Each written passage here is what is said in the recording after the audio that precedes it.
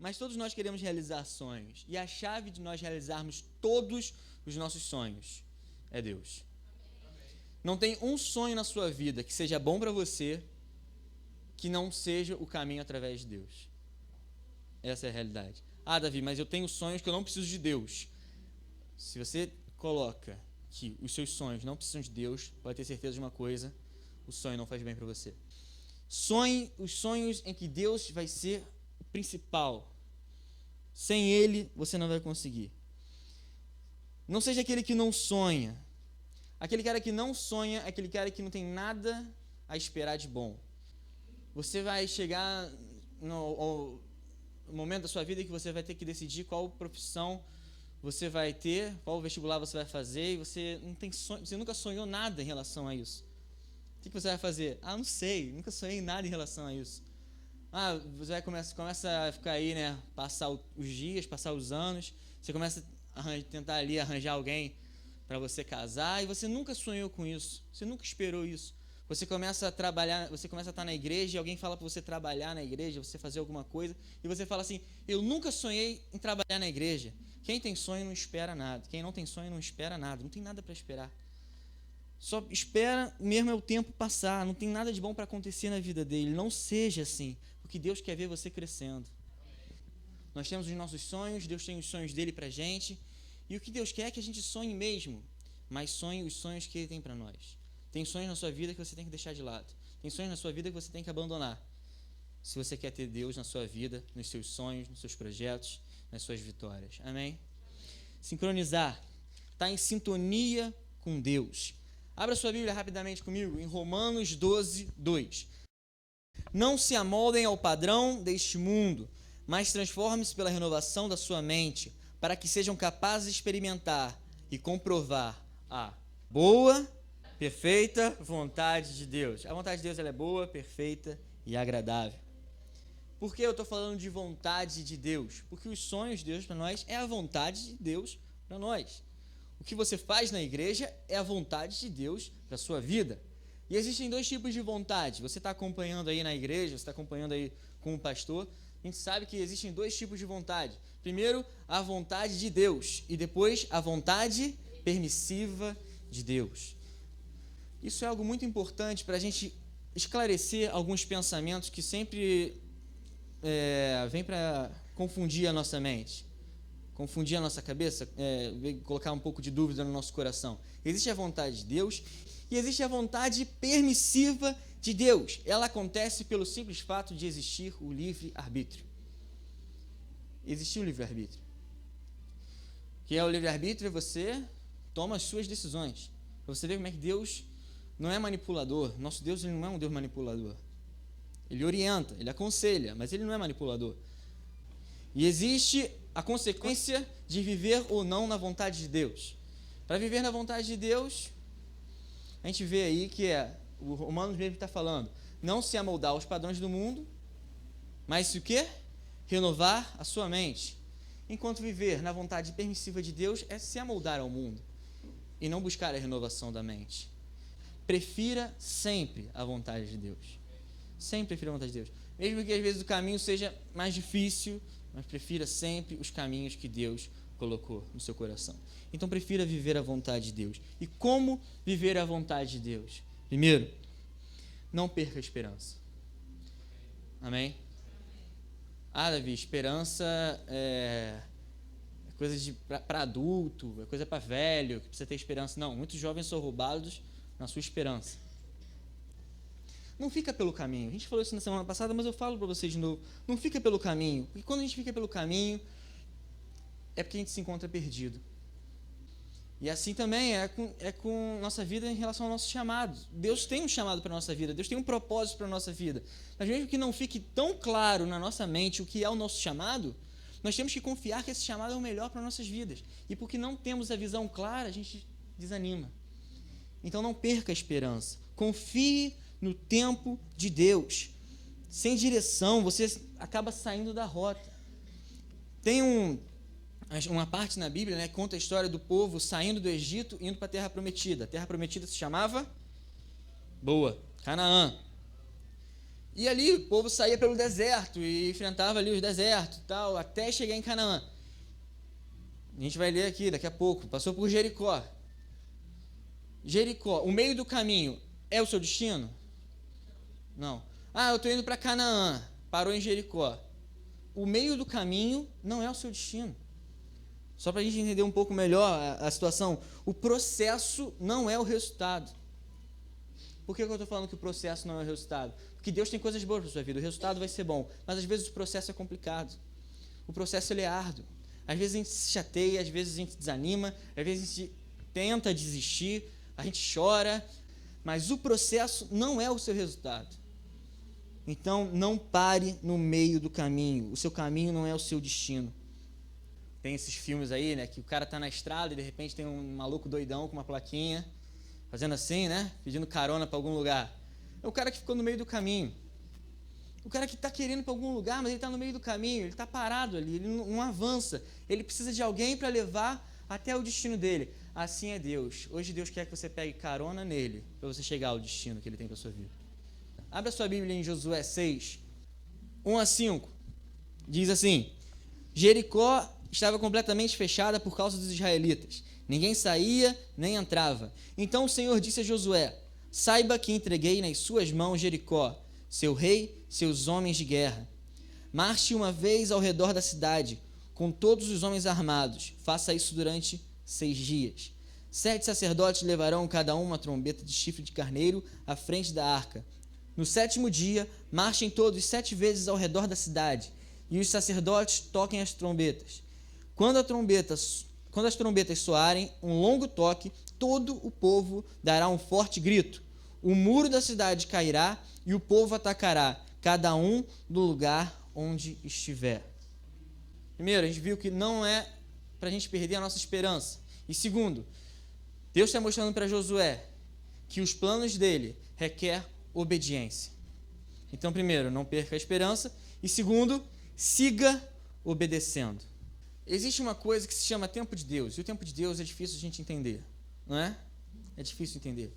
Às vezes a gente fica desesperado, a gente não aguenta mais uma situação, a gente quer que Deus resolva logo a situação e acaba que a gente toma as decisões por nós mesmos, por conta própria. E a falta de esperança faz com que a gente tome as decisões por nós mesmos. A gente coloca a mão na massa e deixa Deus de lado. Uma coisa que eu quero falar para vocês, espero que todos estejam prestando atenção em mim. Eu sei que todo mundo tem uma hora da vida que sente sede, mas não beba qualquer água só porque você tem preguiça de cavar um poço.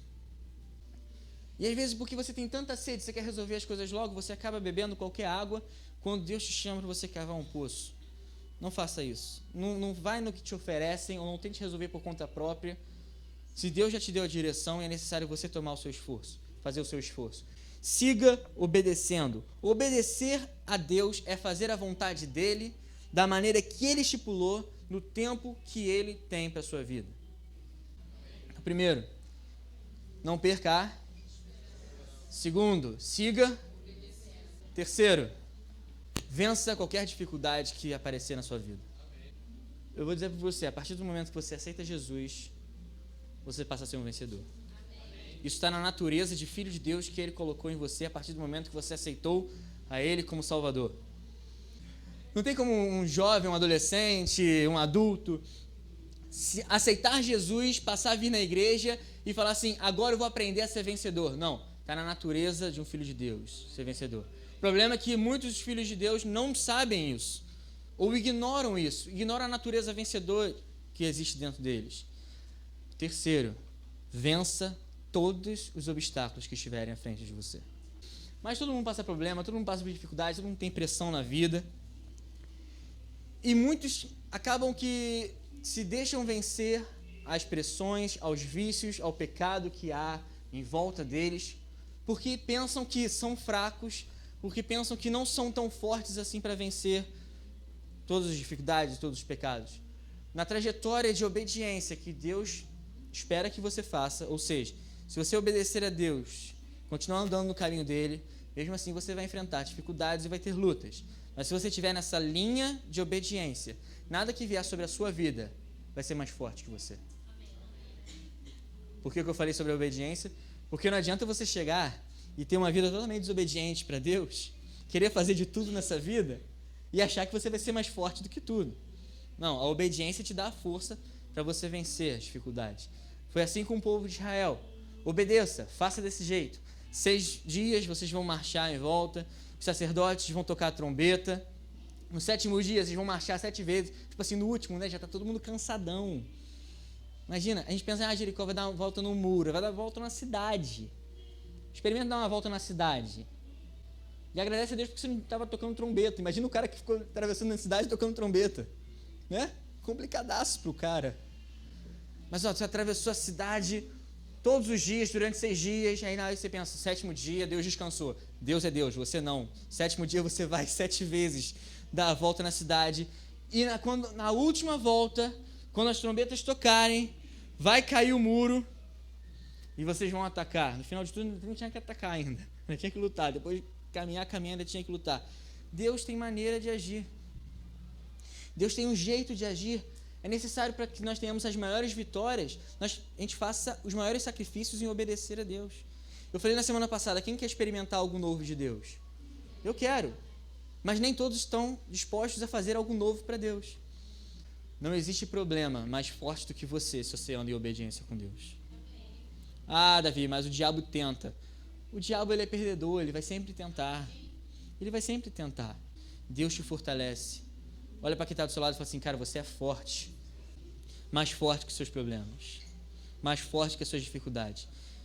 Está cantando muito hino, né? Mas tem um hino que diz que o nosso Deus é maior que os nossos problemas. Se Deus é forte, mais forte que qualquer problema, e Ele agora habita em nós, nós somos o quê? Mais forte do que? Sem Deus nós não somos, mas com Deus nós somos. Nós falamos sobre a vontade de Deus. Fazer a vontade de Deus, não viver na vontade permissiva, fazer a vontade de Deus.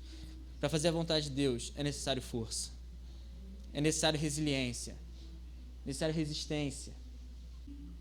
E algo que Deus chama para a gente fazer essa noite. Fazer o esforço necessário para que muralhas caiam. Muralhas na nossa vida precisam cair. Foi o que eu falei. O povo saiu do Egito em direção a Canaã e lá estava Jericó. No caminho, muralhas. Existem muralhas que estão no caminho entre você e o propósito de Deus para a sua vida. Essas muralhas precisam cair. Muralhas caem quando nós não perdemos a esperança. Muralhas caem quando nós obedecemos. E muralhas caem quando nós sabemos que nós somos mais fortes do que elas. Davi, eu tenho planos para a minha vida. Pode ter certeza que Deus sabe disso. Olha outra contrapartida. Pode ter certeza que o diabo sabe disso.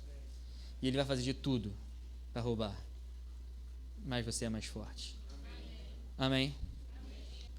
Abre comigo só para a gente encerrar no versículo 20. Quando soaram as trombetas, o povo gritou. Ao som das trombetas e do forte grito, o muro caiu. Quando cada um atacou do lugar de onde estava e tomaram a cidade. Você anda pela cidade e você vê como às vezes a cidade está perdida, não é?